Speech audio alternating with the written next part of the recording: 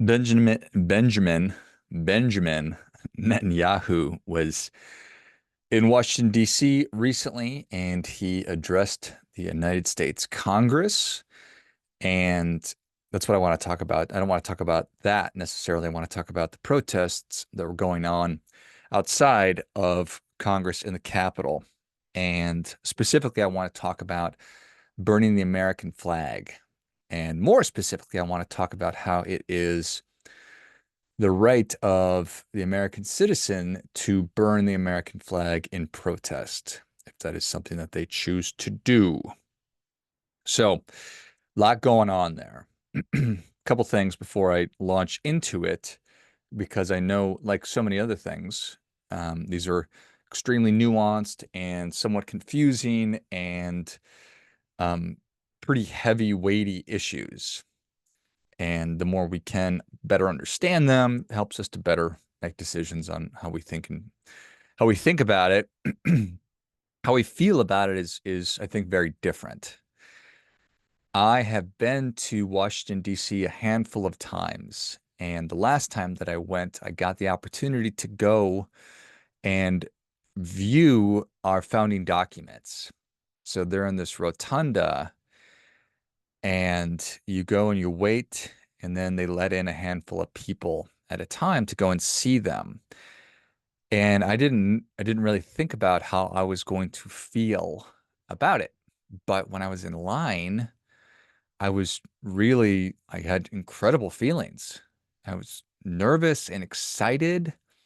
I didn't anticipate having the feelings that I felt. I am a diehard patriot. I am a proud American,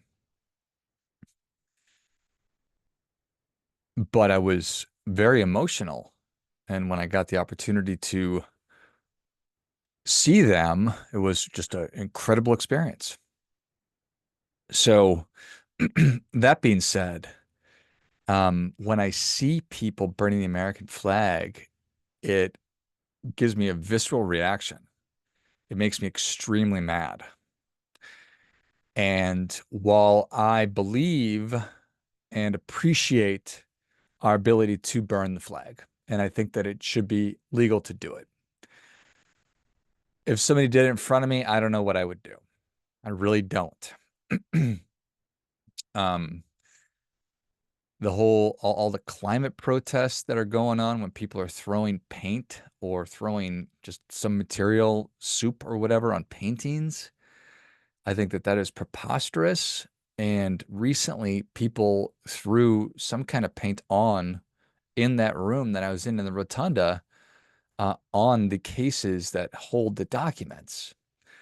And I don't know, I would have physically attempted to stop them from doing that.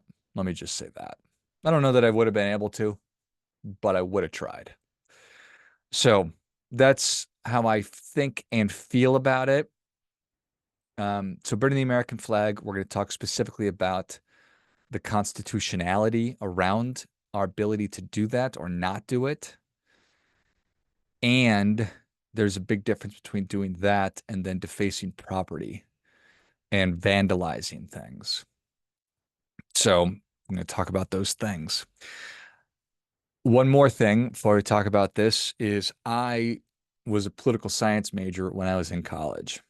Now, that doesn't mean that I know everything about political science because I don't. But part of that, and my intention was to go to law school. That was what I thought my path was going to be.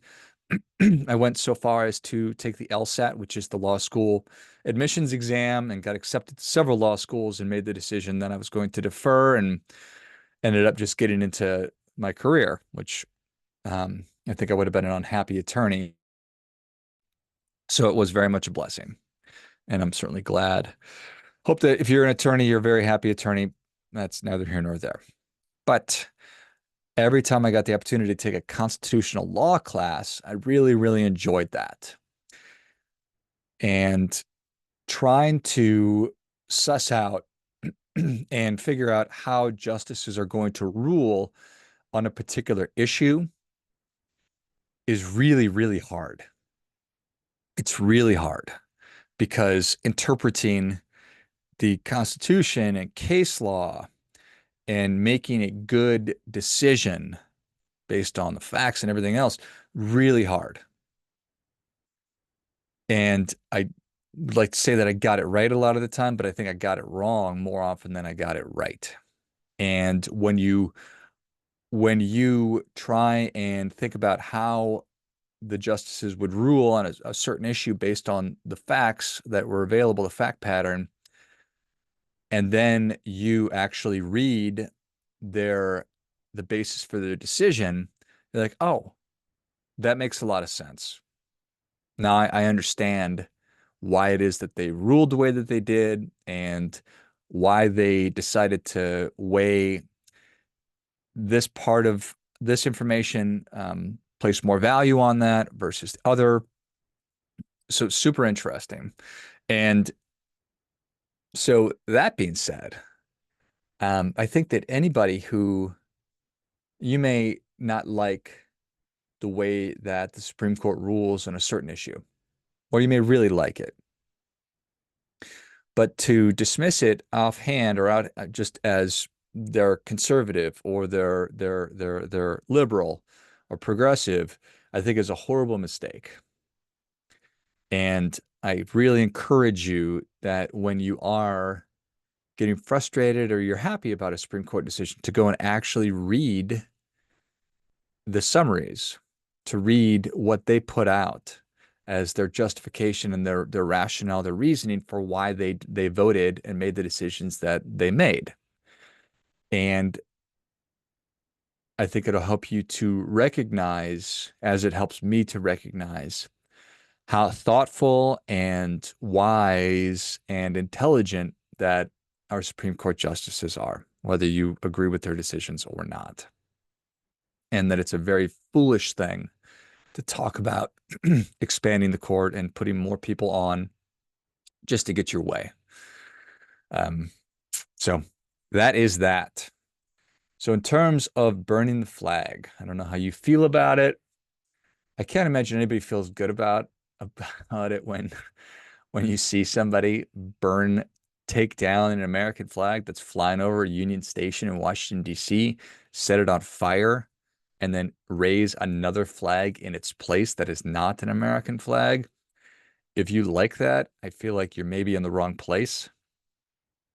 Like you're in the wrong country. That's just my knee-jerk opinion and response to it. That being said, George Washington and Voltaire said, I disapprove of what you say, but I will defend to the death your right to say it. So I couldn't agree with that anymore. Benjamin Franklin said, I do not agree with what you have to say, but I'll defend to the death your right to say it. JFK said, whoever would overthrow the liberty of a nation must begin by subduing the freeness of speech. Just for Oliver Wendell Holmes Jr. said, if we don't believe in freedom of expression for people we despise, we don't believe in it at all. Gandhi said, the best test of truth is the power of thought to get itself accepted in the competition of the market. Thomas Jefferson said, freedom is not worth having if it does not include the freedom to make mistakes. Rosa Luxemburg said, our freedom depends on the freedom of the press, and that cannot be limited without being lost. So those are powerful quotes to frame the conversation here today that I'm interested in having. Our First Amendment, the Bill of Rights, our First Amendment says that it just provides the foundation of our right to protest. It protects our freedom of speech, our freedom to get together and assemble, and our right to petition the government. So that just means that we as individuals can come together as groups to express our views without fear of repression or censorship, which is a really, really, really important thing. There are no other countries, very few at least, that allow our citizens to do that. So again, so protesting, ability to protest is protected by the First Amendment and the Bill of Rights. And it says that Congress shall make no law respecting an establishment of religion or prohibiting the free exercise thereof or abridging the freedom of speech or of the press or of the right of the people to peaceably to assemble and to petition the government for a redress of grievances. So freedom of assembly. This specifically protects our rights to gather together in groups for peaceful purposes, such as protests, demonstrations, and rallies. So peaceful purposes, that's a really important thing. So it doesn't give us the right to destroy property, to burn buildings down, to throw bricks through windows, to go into stores and to take things. It doesn't give us the right to harm other people, to beat them up, to attack police officers. It gives us the right to come together in groups to peacefully protest, demonstrate, and rally. So, burning the American flag is very, very, very controversial, has been for not that long. But it is considered a form of protest and is protected by the First Amendment for freedom of speech. Some key court cases, you'd be surprised perhaps that one of the key court cases was Texas v. Johnson in 1989. And this is a Supreme Court decision. So in 1989, a gentleman named Gregory Lee Johnson burned an American flag during a protest at the 1984 Republican National Convention in Texas. He was convicted under a Texas law that prohibited that. The Supreme Court ruled 5-4 that burning the American flag is a form of symbolic speech protected by the First Amendment. The court held that the government cannot prohibit the expression of an idea simply because society finds the idea offensive or disagreeable. So what was the impact of that Supreme Court decision? As you know, states can make their laws, but federal government has supremacy. So when the Supreme Court says it's okay to do this, that decision invalidated laws in 48 of 50 states that prohibited flag desecration. So prior to this decision, it was 48 of 50 states said it was illegal to desecrate the flag, which means destroying it, damaging it, burning it. In 1990, United States versus Eichmann. In response to the Texas Johnson decision, Congress passed the Flag Protection Act of 1989, which made it a federal crime to desecrate the flag. Sean Eichmann and others were arrested for burning flags in protest against the law. Supreme Court struck down the Flag Protection Act in another 5-4 decision, reaffirming that flag burning is protected speech under the First Amendment. So, how about that? So the 1989 decision goes and says, nope, it's okay to burn the flag. So it invalidates the state laws in 48 out of 50 states. Congress goes and says, okay, we see what you did there, Supreme Court. We're going to make a national law protecting the flag. Guy goes out, burns the flag, goes right to the Supreme Court. Supreme Court says, nope, it's okay to burn the flag. So they strike down the federal law. This is why it's so important to have separation of powers. We have our executive branch, which is the President of the United States, the judiciary, which is the Supreme Court, and then the legislative branch, which is the House of Representatives in the United States Senate. Okay, which you, of course, know. So the Supreme Court has consistently held the burning of the flag is a form of protected speech. Despite various attempts, they have affirmed that it is okay. So what about going back to that idea about throwing soup on paintings or throwing paint on paintings? But no, you can't destroy property during a protest. That is not legal. That is not protected under the First Amendment. While the First Amendment protects freedom of speech and peaceful assembly, it doesn't protect actions that involve the destruction of property. So it's important to understand the difference between speech and conduct. So protected speech is expressive conduct. Okay? Burning a flag, as long as it does not harm other people or their property. So I imagine that you can't grab a flag out of another person's hand and burn it, because that would be destroying their property. You can burn your own flag.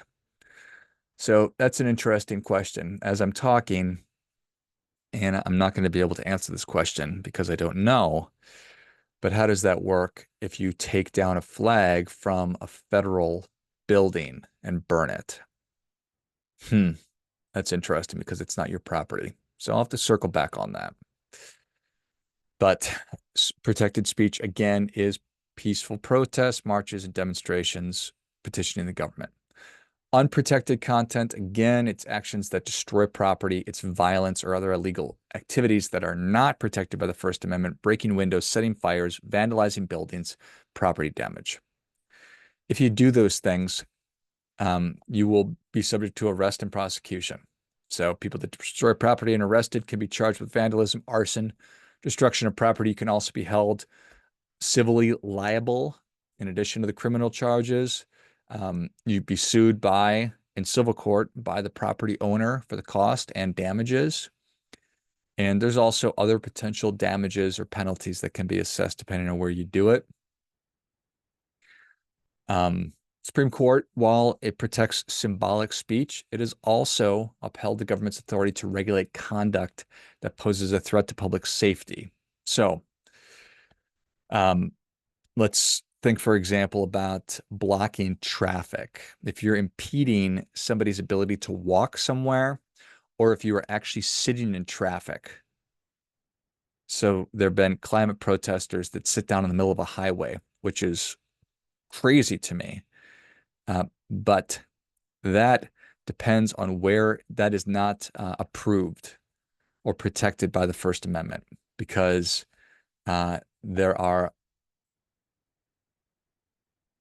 because that is posing a threat to public safety.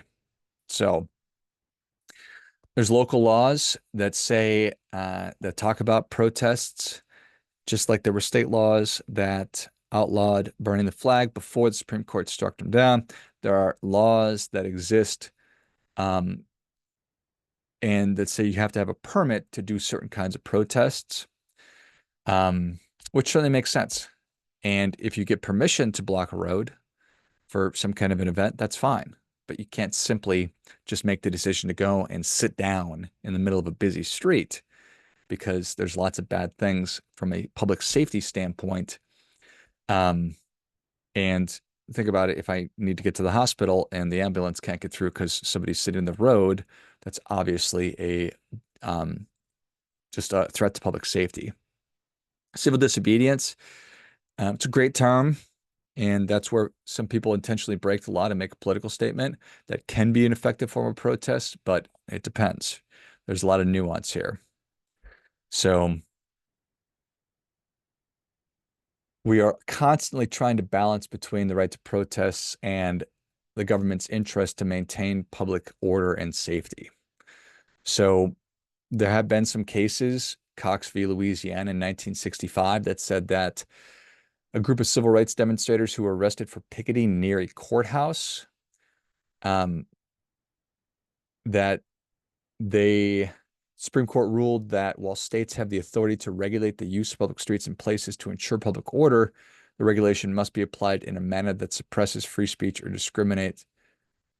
They must not be applied in a manner that suppresses free speech or discrimination based on the content of the protest. In Granted versus City of Rockford in 1972, this case upheld an anti-noise ordinance that prohibited noisy demonstrations near schools while classes were in session. So that makes sense. Ward versus Rock against racism in 1989. This case involved regulation on the volume of amplified music at a concert in Central Park. The Supreme Court upheld the regulation, reiterating that time, place, and manner restrictions are permissible if they are content neutral, narrowly tailored to serve a significant governmental interest, and leave open ample alternative channels for communication. So, lots of words. Time, place, and manner restrictions. These are really important. So, what's important about that is the time that it's being held, how it's being held, where it's being held. You can apply restrictions so long as you apply them universally and don't pick and choose based on a certain kind of protest that you don't like.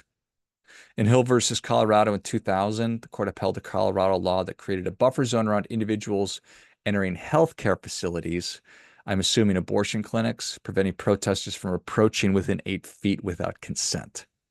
So that highlighted the state's interest in protecting individuals' access to medical facilities while still allowing protesters to express their views from a reasonable distance.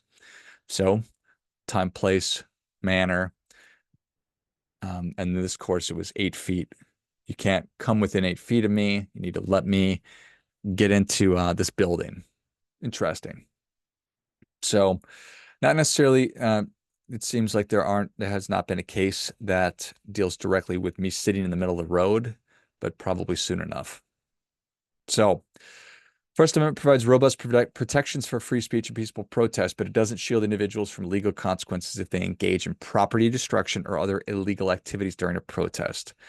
Government has the authority to enforce laws that protect public safety and property, even in the context of political demonstration.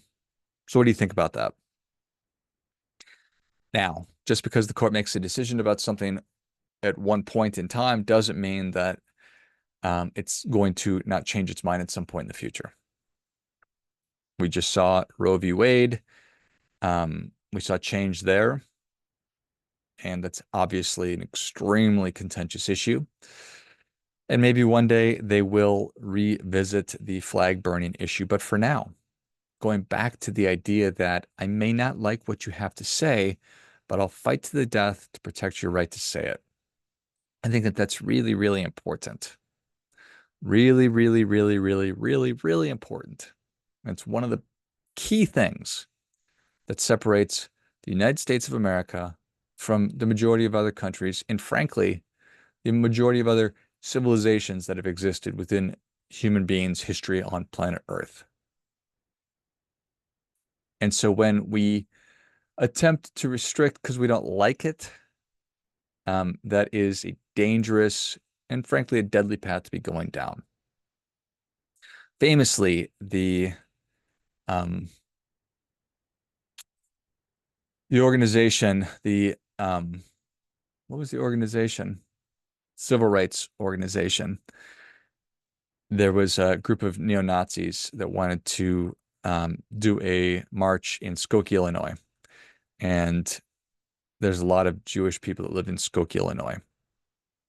And at first they thought, well, no, we're not going to let them do that because it would be horribly offensive to the Jewish folks living in Skokie to have a bunch of Nazis marching down the middle of the street. And then they realized, no, we're going to let them do it because it's too important to our rights to not let them do that. So it was the ACLU, American Civil Liberties Union. So when you look at issues that are so contentious and so hateful and painful and emotional, we don't like it. It's a tough pill to swallow, but it protects everybody's rights and makes for a better and freer society. So robust debate and talking about ideas, way more important than suppressing debate, suppressing ideas. We're all pursuing the truth and we're pursuing, well, I don't know if that's true or not, but I know that I'm certainly pursuing the truth. And while I don't like, in fact, I hate when I see people burning the flag, I appreciate and respect that that is a right that we have. And people want to exercise that right, well, then they're welcome to do it. So I advocate that when you are trying to better understand and make decisions about your views on major hot button issues, that you dig deeper and you read the court's decisions and their briefs, because sometimes while they are wordy and legalese and all that stuff, you'll get the gist of it. And when they make their majority explanation, and then the people that dissent, so the people that are on the losing end of the decision, they also will put forth why it is that they dissent.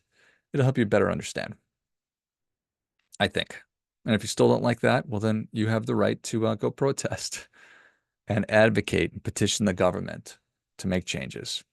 Just do so within the rule of law.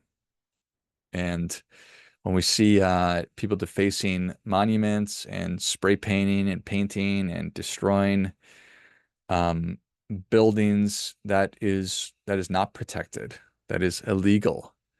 And I would hope that we're able to take action and prosecute, punish people that are doing that, because I'm not interested in seeing that. I don't think that that's additive or anything other than a really terrible thing.